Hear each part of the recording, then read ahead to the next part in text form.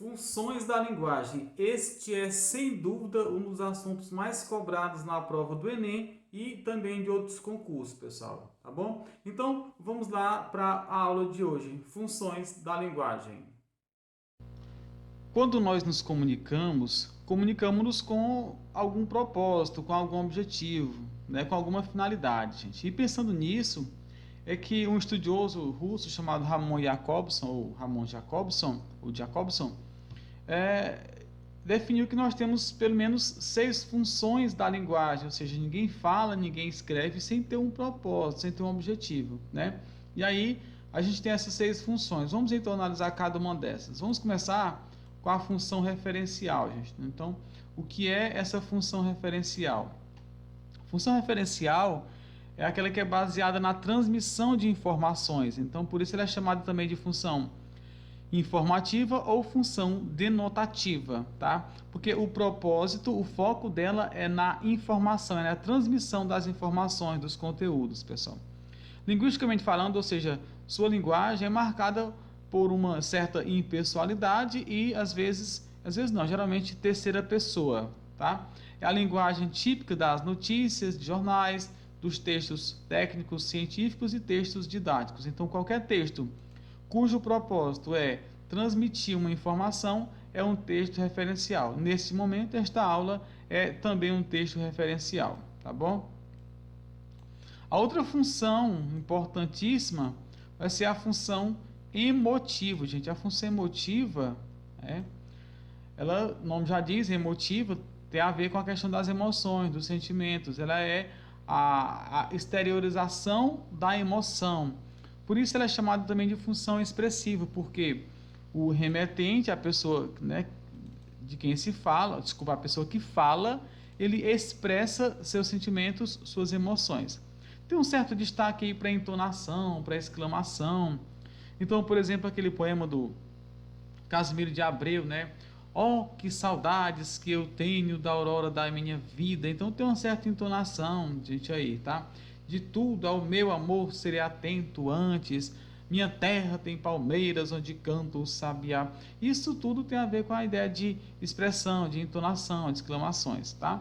Como vocês já perceberam também, tem aí a primeira pessoa. Minha terra tem palmeiras. Oh, que saudades que eu tenho de tudo ao meu amor serei atento, porque é a pessoa que fala, é o locutor que expressa seus sentimentos, suas emoções. E é muito usada nas poesias e músicas líricas, também nas cartas de amor, às vezes biografia ou autobiografias, tá? Então, por exemplo, já falei algumas poesias para vocês, há músicas líricas e tal. Aqui dá até para a gente lembrar daquele poema do Fernando Pessoa, né, no heterônimo Álvaro de Campos. Todas as cartas de amor são ridículas. Não seriam cartas de amor se não fossem ridículas. As cartas de amor, se há amor, têm de ser ridículas, tá? Tem de ser ridículas. A gente também tem a ver com a escolha do vocabulário. Então, às vezes, em vez de você falar, fulano saiu de casa, você fala, aquele sem vergonha abandonou lá. Então, essa escolha abandonou lá é muito mais expressivo do que outra forma de colocar, tá bom? É a função emotiva. A função conativa, gente, função conativa, não é conotativa, não confunda. Função conativa é também chamada de função apelativa, porque o propósito dela é influenciar o comportamento do interlocutor, do destinatário, da pessoa com quem se fala. Por isso que o seu foco é no destinatário, né? O destinatário é também chamado de interlocutor ou de locutário, tá? Uso de vocativos, né, pronomes como tu, você e de frases imperativas, tá, gente? É a linguagem das propagandas, dos discursos políticos e tal. Eu costumo dizer que essa função conativa é aquela que é responsável por nossas dívidas, porque a gente compra a partir dessa influência, gente, tá? Mas vejam, você vai passando, a pessoa fala, ei, fulano, ó, ei, é o vocativo, chama o seu nome às vezes, né? Tu mesmo, você mesmo, né? Ou você mesma. Vem aqui, ó, imperativo. Vem aqui. Olha, chegaram coisas novas, chegaram roupas novas. Então, entra, imperativo um, né? Olha, imperativo 2. Experimenta, imperativo 3. compra, imperativo, parcela, imperativo, e você vai até aderir o discurso da pessoa. A função conativa influencia o nosso comportamento, tá? A outra função é a função fática. Já entenderam, né, pessoal? A função fática geralmente é um recurso na fala, tá? Por quê? Porque ela serve para iniciar, prolongar ou terminar um ato comunicativo. Então, esse recurso como olá, tudo bem, bom dia, boa tarde, boa noite. Então, gente, ó, ok, essas coisas todos servem ou para iniciar, para prolongar ou para concluir um discurso, né, um ato comunicativo. O seu foco, o seu propósito é no canal de comunicação, geralmente na fala. Por quê? Porque ele quer testar o contato, quer checar se a mensagem foi ou não recebida, né? Checar o recebimento da mensagem, quer manter o contato. Não pode dar um espaço muito grande na fala, porque senão a pessoa perde o contato e perde o interesse para ouvir a próxima frase, gente, tá?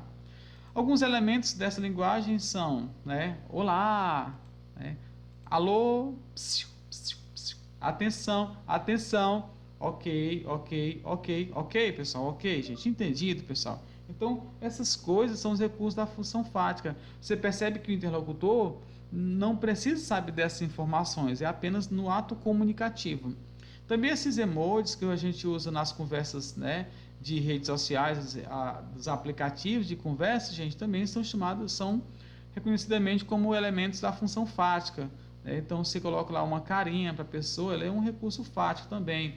Um olho para dizer boa noite, olá, essas coisas também são recursos fáticos. Temos ainda a função metalinguística, gente. Como o nome já diz, o próprio nome já indica, metalinguística, metalinguística, ou seja, volta-se para a própria língua. É quando ela usa a linguagem para se referir à própria linguagem, tá? Então o foco é no código, no caso a língua, a linguagem. Exemplo, uma aula sobre língua, gramáticas, né? Gramáticas são repositórios de função metalinguística, dicionários, livros sobre linguagem. Então, neste exato momento, estou também usando a metalinguagem, porque eu estou usando a linguagem para especificar sobre a linguagem. Tem qualquer linguagem que explique linguagem, que eu volte para a linguagem, é a função metalinguística. E aí você já percebeu que eu posso sim ter mais de uma função num texto, gente. Então, neste momento, estou usando a função referencial, uma vez que o meu propósito é informar, é comunicar, é transmitir informações, e estou usando a função metalinguística na medida em que estou usando a língua para explicar a própria língua, tá, gente? Então, outros exemplos aqui. Poesia que fala da poesia, ou do fazer poética, ou do próprio poeta, como dizia Fernando Pessoa. O poeta é um fingidor, finge tão completamente que chega a fingir que é dor, a dor que de veras sente, né? Gregório de Matos tem um poema em que ele fala do próprio soneto. Ele diz: um soneto começa em vosso gabo, cantemos esta regra por primeira, já lá vão duas e esta é a terceira, um quartetinho já está no cabo. Ou seja, ele faz a poesia sobre a própria poesia. Também música que fala de música. Esta é a última canção. Ó, é uma música que fala de música, gente. Também é metalinguagem. Pintura em que alguém está pintando é metalinguagem. Eu costumo dizer também que a metalinguagem é você se olhando no espelho, porque você olha e ao mesmo tempo você é olhado. E a última função, é a função poética, gente, aqui, tá? Função poética tem a ver com a combinação, falta um negócio aqui, tem a ver com a combinação dos elementos linguísticos, tá? O foco é na forma, na estética da mensagem, é na organização, na disposição das palavras. Como é que você organiza essas palavras? Então tem aí uma ideia também de estética, de sinestesia, ela é meio sinestésica.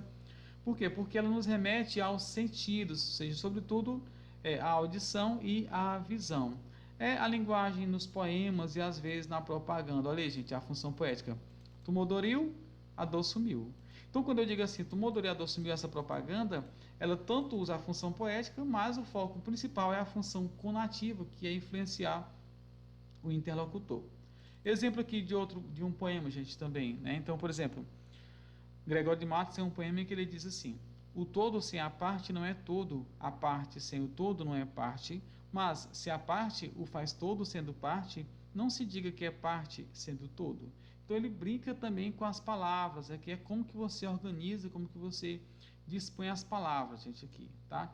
Então, aqui entra a ideia básica das funções da linguagem, como é que a gente analisa essas funções. Então, nós podemos ter uma comunicação para tentar informar, né, para transmitir informação, para emocionar, para influenciar o interlocutor, ou então elementos de para manter a ponte comunicativa, o elo comunicativo, também para referir à própria língua e para, né, ter uma questão estética, um texto mais bem elaborado, mais bem organizado. Então aqui nós temos as famosas funções da linguagem. São essas aqui as funções da linguagem, tá? É um conteúdo muito cobrado nas provas, sobretudo no Enem e de outras provas também de vestibular, gente. E é importantíssimo que você saiba, tá bom? Na próxima aula nós teremos exercícios sobre funções da linguagem. Abraço, até a próxima.